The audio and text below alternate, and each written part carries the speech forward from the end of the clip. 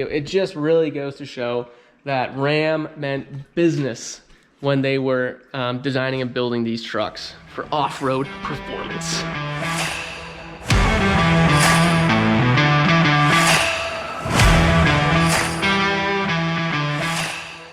What is going on today, guys? It is a cold one out there. It's gonna be our first actual cold start for the Ram 2500 Power Wagon. It's about -10 this morning. Not too crazy cold, but cold enough. I would consider its first cold start. Got the Tim's coffee, gotta have it. So here we go, let's see how she sounds.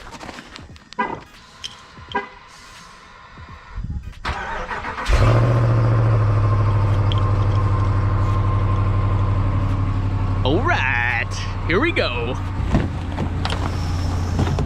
Oh, Jesus Murphy, it's freaking cold.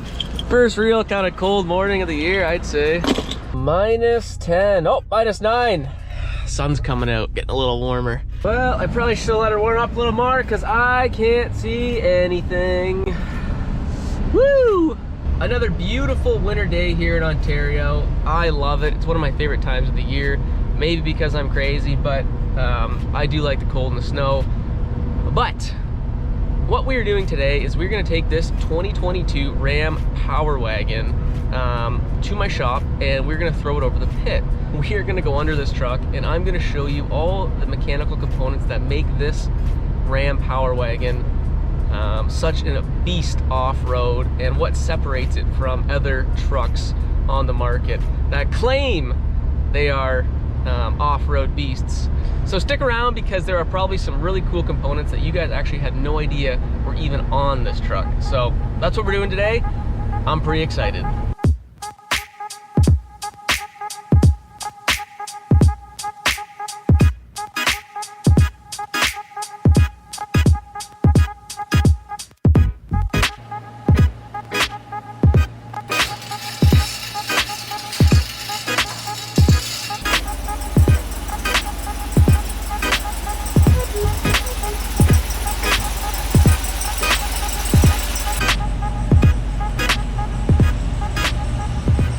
We are over the pit at my shop. Obviously, I was able to get the truck over the pit and not put it in the pit, which is always a bonus.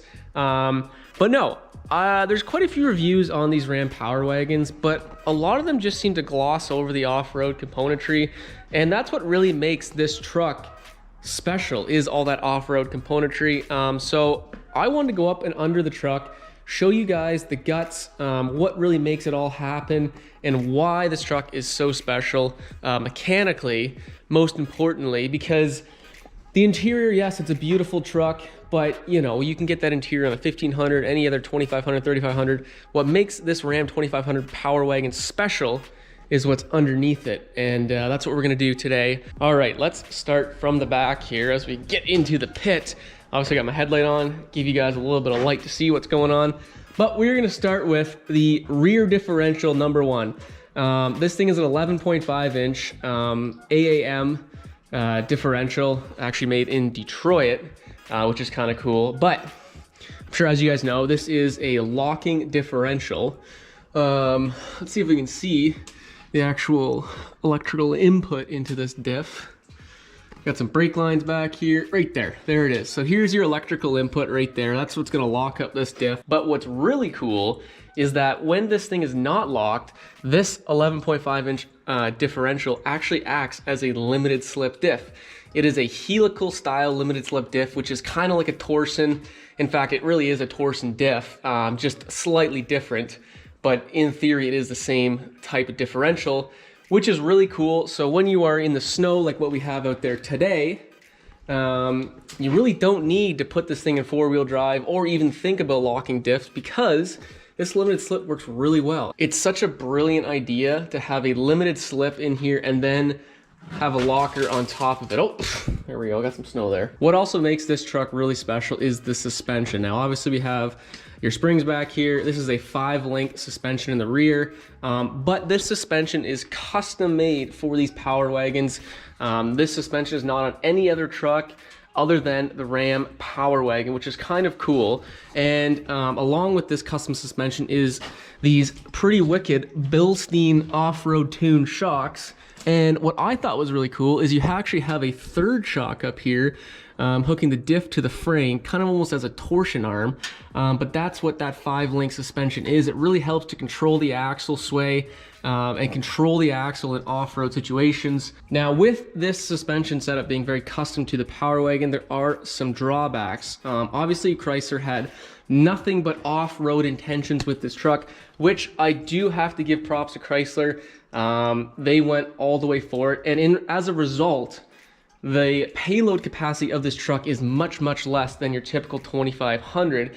In fact, the payload capacity for this truck is only about 1,500 pounds, whereas a normal 2500 is north of 4,000 pounds. So indeed, this suspension is quite soft. However, it's going to give you all that extra articulation, and it's going to be able to soak up bumps very well, obviously with you know, the lighter duty springs and the off-road tuned Bilstein shocks. Another thing that's really cool with this suspension setup is that it actually comes with a factory 2-inch left. So you can see we're just about 44 inches at the top of the fender. A guy I work with has a 2020 Ram 2500 with the Cummins, your standard bighorn truck.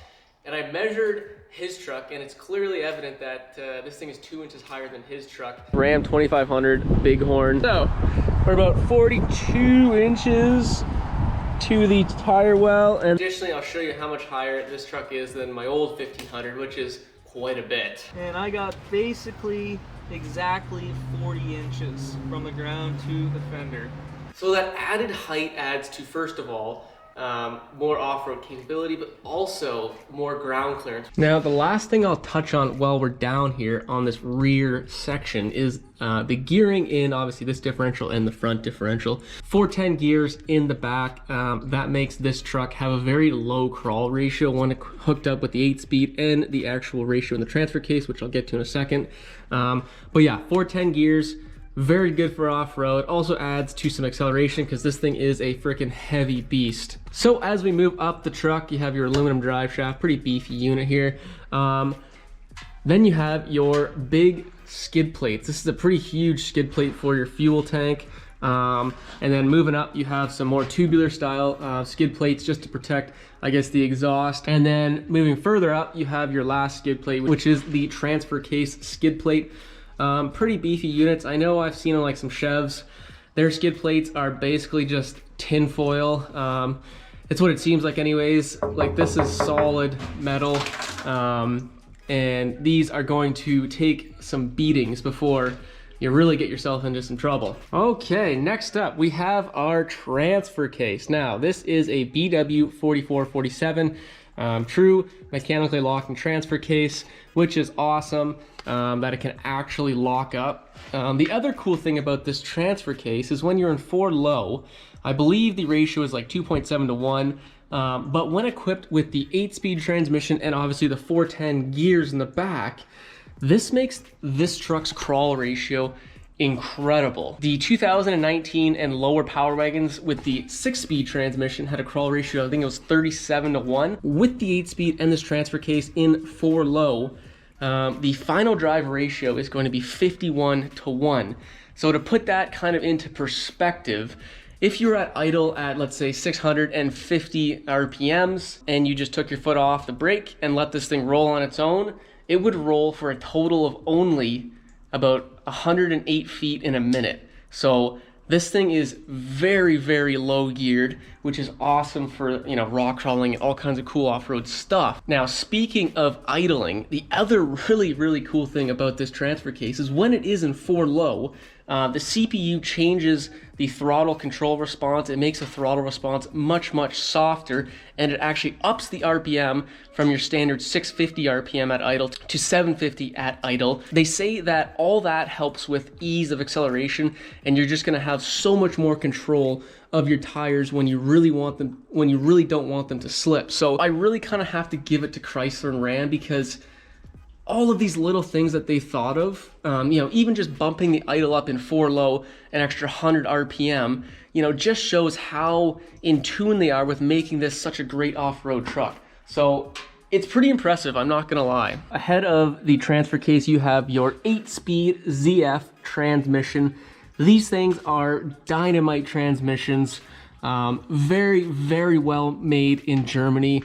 I feel like they're one of the underrated items on these Ram trucks, and you really just can't go wrong with the 8-speed transmission. And then obviously from your transfer case, you have your front drive shaft, which they ended up going with a CV joint here. Not sure how long that's been there, but normally this would be just a normal U-joint, but it is what it is. This is a normal U-joint right here. Obviously your front axle here, solid front axle, 9.5 inch AAM, again, made in Detroit, so you know you're gonna get some quality. And like the rear, this is a freaking locking differential as well. You can see the actual electrical plug. Yeah, there you go. You can see the actual plug going into the diff.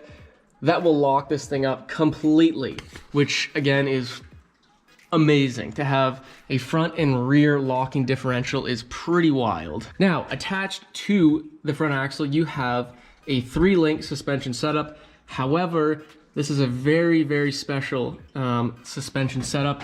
Again, only made for the Ram Power Wagon in Ram's truck lineup, and it's called an articulate suspension.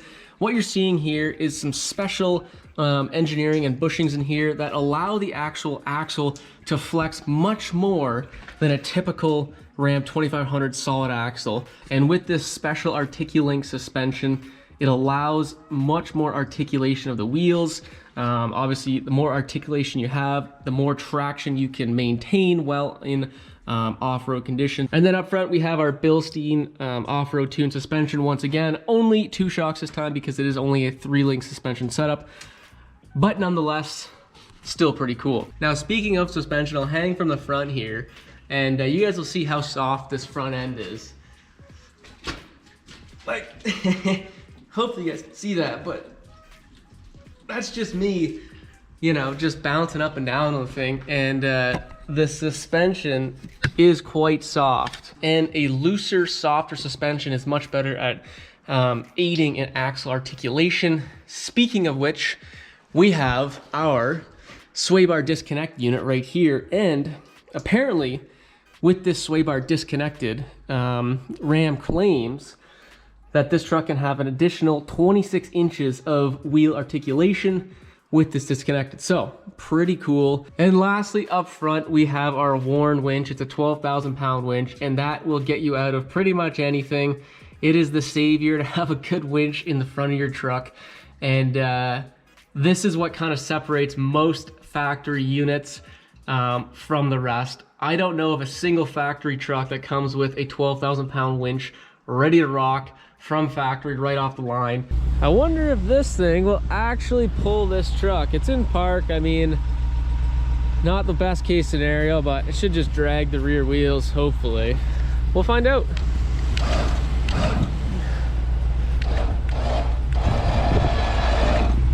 Oh, there you go. She pulls this truck like there's nothing to it.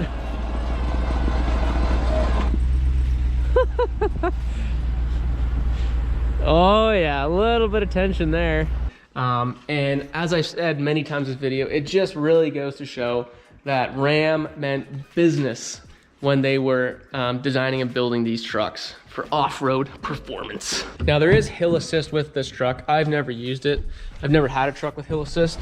So right here is your hill assist button. I'll have to play around with that. I believe you have to be in 4 low just to even engage it. So we'll have to find some steep hills and have fun with that.